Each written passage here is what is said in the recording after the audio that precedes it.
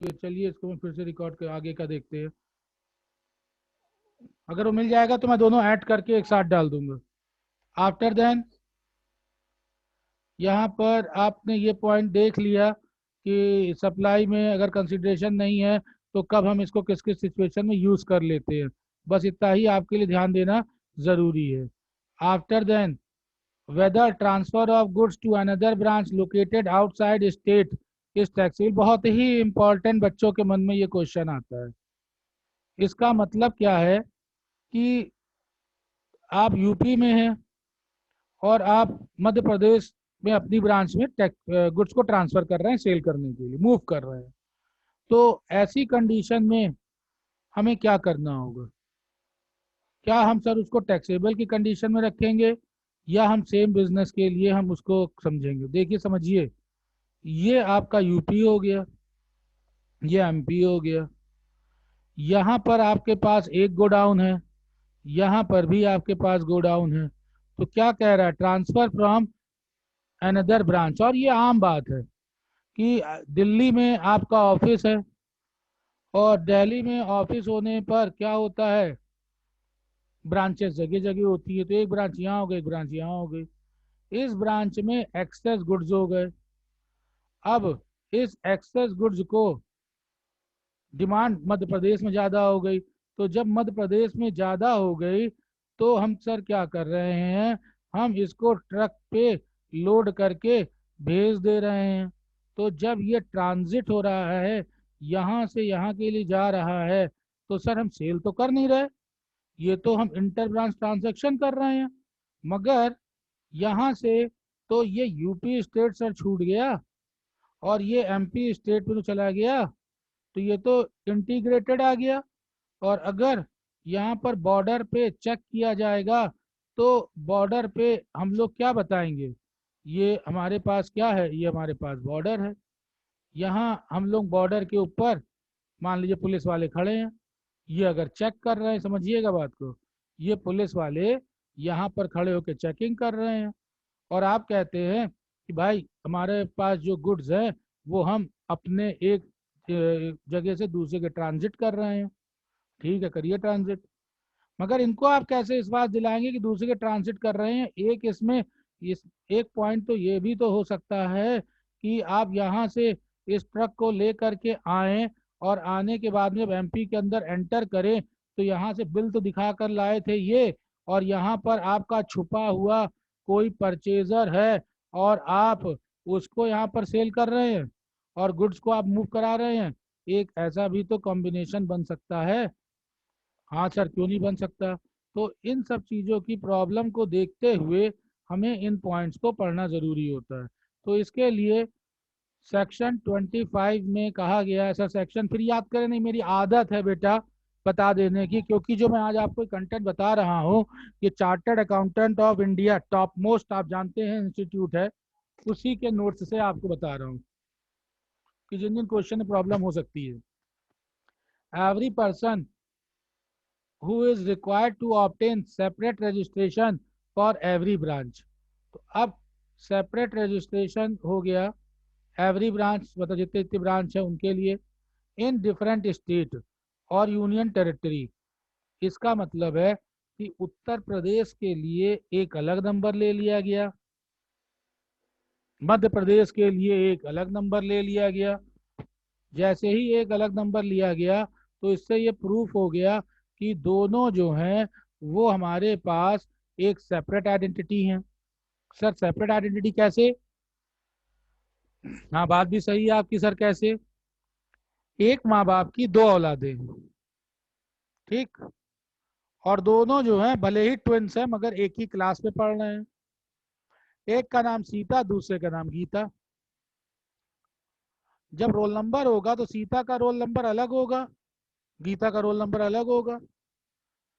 जब सीता को roll number call करेंगे तो गीता अटेंडेंस थोड़ी देंगी और गीता के रोल नंबर पर अटेंडेंस सीता नहीं देंगी, सबकी इंडिविजुअल आइडेंटिटी हो जाएगी। तो यहाँ आइडेंटिटी जो है रोल नंबर के अकॉर्डिंग अलग अलग हो गई। तो उसी तरीके से जब एक नंबर आपको एक्ट के थ्रू मिल गया है, वो नंबर आपको सेपरेट आइडेंटिटी बना देता है। 1 की अलग पहचान, 2 की अलग, 122 की अलग, 1022 की अलग। तो इसलिए accordingly the supply of goods, मतलब स्टॉक ट्रांसफर जो मैंने बताया, to a branch located outside the state would qualify supply. तो इस तरह से यहाँ पर वो क्वालिफाई कर जाएगा सप्लाई के लिए।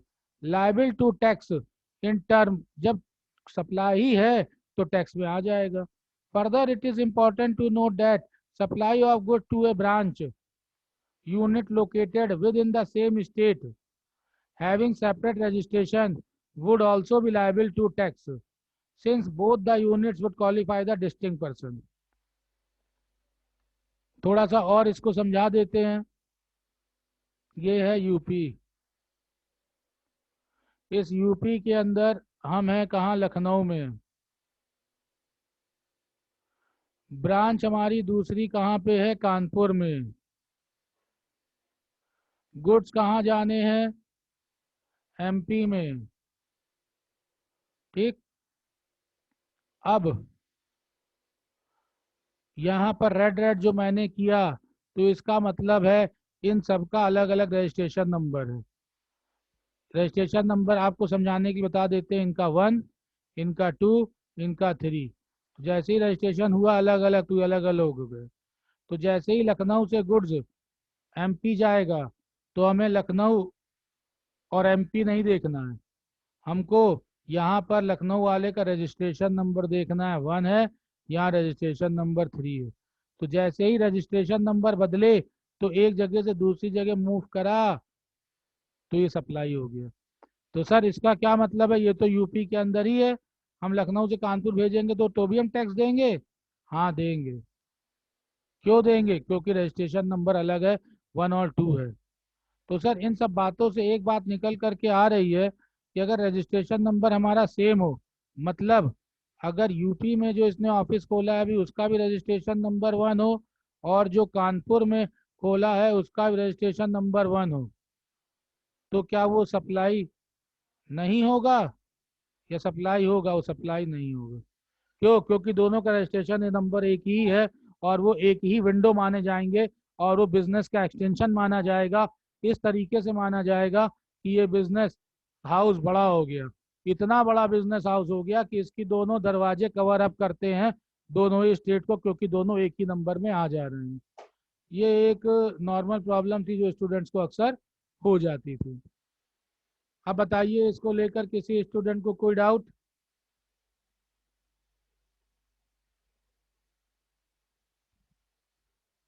आवाज मेरी शायद पहुंच नहीं रही है तब भी। हाँ ठीक है। तो अब देखिए point number 6, whether the gift given by employer to employ will also qualify supply. काफी इंटरेस्टिंग है, ऑफिस में एम्प्लॉयर और एम्प्लॉय को गिफ्ट्स दे देते हैं, तो अगर ये गिफ्ट्स हैं तो क्या गिफ्ट्स भी सप्लाई के दायरे में आएंगे। वो तो उनके एम्प्लॉय हैं, उनके ऊपर टैक्स लगेगा। बेटा यहाँ पर बहुत आसान सी बात है कि शेड्यूल 1 के हिसाब से आप आंसर एक्सप्लेन कर लीजिएगा कि अगर 50,000 रुपए के ऊपर 50,000 से अबव अगर गुड सप्लाई किया गया है, तो उसको आप काउंटिंग में रखेंगे। By an employ to employ will be supply when made in course of a business and will be liable to tax as in term of proviso clause 2 of schedule 1, any gift is a value not exceeding 50,000 financial year will not qualify supply.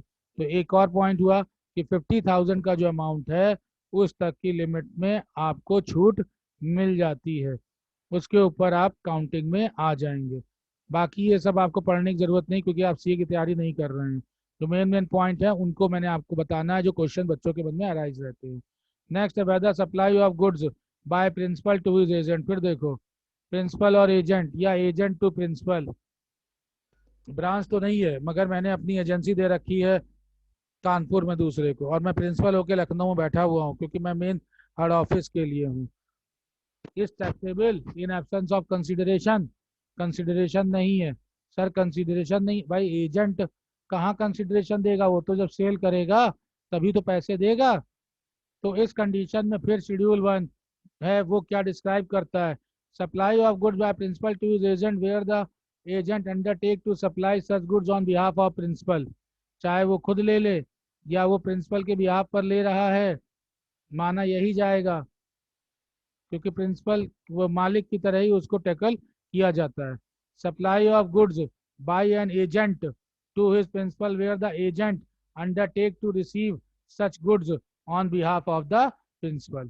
तो दोनों ही cadre जो हैं उनको supply के part में रखा जा रहा है और ये सप्लाई ऑफ गुड्स में आते हैं। Then next, where import of service will be liable to tax under GST regime.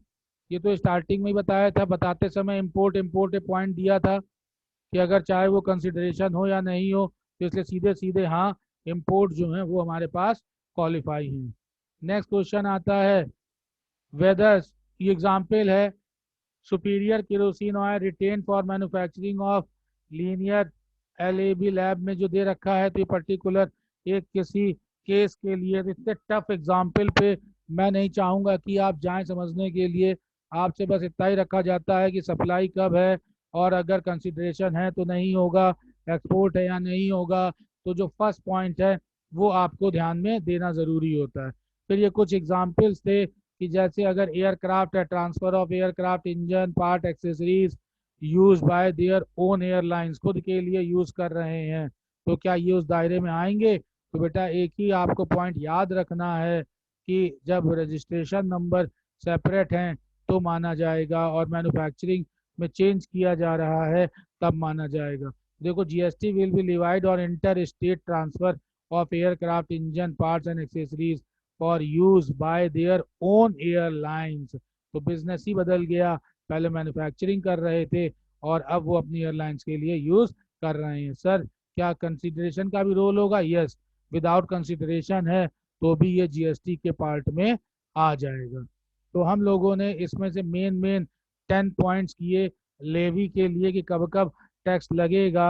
अब ये बात आती है, एक पॉइंट आपको ये भी अभी आगे चल के ध्यान देना होता है कि कौन कौन से कंटेंट हैं जो एग्जाम्प्ट हैं और किन किन के ऊपर टैक्स लगेगा। जैसे whether supply of books, pamphlets, brochures, envelopes, annual reports, आगे डैश डैश करके जितने टर्म्स दे रखे हैं, क्या ये सब सप्लाई में आएंगे या नहीं आएंगे? तो मैं आप लोगों को अलग से एक लिस्ट प्रोवाइड कराऊंगा। चैप्टर में भी कंटेंट है कि किन किन को एग्जाम्प्ट कर दिया गया है और किन को एग्जाम्प्ट नहीं किया गया। तो सर क्या हमें वो सारी लिस्ट के पॉइंट याद करने पड़ेंगे? नहीं बेटा, वो सिर्फ आपके आइडिया के लिए हैं और उसमें से 2-3 पॉइंट याद कर लीजिएगा कि आपको जब लेवी करने की बात हो, टैक्स लगाने की बात हो, सप्लाई के ऊपर हो, तो आप उनको ढंग से आंसर में समझा सकें। और जब लेवी लगाएंगे तो उसमें कंपोजिट और मिक्स सप्लाई को डाल दीजिएगा, तो आपका लॉन्ग आंसर भी रेडी हो जाएगा। तो मेरा जो टारगेट है वो इसीलिए था कि आप पहले लेवी को समझें कि जब टैक्स के लिए एरिया कवर किया जा रहा है तो उसमें सप्लाई इंडिविजुअल वाली अगर होगी तो वो कैसे होगी, मिक्स्ड होगी तो कैसे होगी, कंपोजिट होगी तो कैसे होगी, उसके अंदर आने वाले जो पर्सन्स हैं टैक्सेबल पर्सन्स वो किस कंडीशन में होंगे कि जब वो एक ही ब्रांच है तो क्या होगा, दो स्टेट के बीच में ट्रांसफर हो रहा है तो क्या होगा। फिर ये भी बताना था कि अगर रजिस्ट्रेशन नंबर सेम हो तो क्या होगा और रजिस्ट्रेशन नंबर में डिफरेंस आ जाए तो क्या होगा। ऑलरेडी मैं कैपिटल गुड्स में भी आपको डेफिनेशन में बता चुका हूँ। तो इन सब के कॉम्बिनेशन को जिस समय आप बना लेंगे तो आपका, और मिक्स सप्लाई और कंपोजिट सप्लाई तो इंडिविजुअली पढ़ाया है, साथ में एक लेक्चर पूरे के ऊपर डिफरेंस पे भी दिया है। तो इनको जब आप ले करके आंसर लिखेंगे तो लेवी का दायरा आपका बढ़ जाएगा। कुल मिला करके आपको बस बेटा इसमें इतना समझना है कि जब लेवी की बात हो तो हम उस दायरे की बात करेंगे जिसके अंदर गुड्स आ जाएं और जिनके ऊपर हमें टैक्स लगाना है। ठीक, चाहे इसके अंदर पर्सन रजिस्टर्ड हो चाहे वो अनरजिस्टर्ड हो क्योंकि पर्सन दो तरीके का है, एक परचेजर है और एक सेलर है। कोई ना एक तो रजिस्टर्ड होगा, हम उसको यहाँ पर ले लेंगे। चाहे इसके अंदर गुड्स जो हैं या सर्विसेज जो हैं वो हमारे लिए सेपरेटली दी हो या फिर दोनों कॉमन करके दी हो, चाहे वो एग्जम्प्ट की कंडीशन में हो तो देखना होगा कि कंपोजिट हैं या वो मिक्स्ड हैं। इस तरह आपका लेवी वाला कॉन्सेप्ट कंप्लीट होता है। अगली आने वाली क्लास में इसके कलेक्शन के ऊपर हम लोग बात करेंगे। बहुत बहुत शुक्रिया आप लोगों का, बहुत बहुत शुक्रिया, थैंक यू।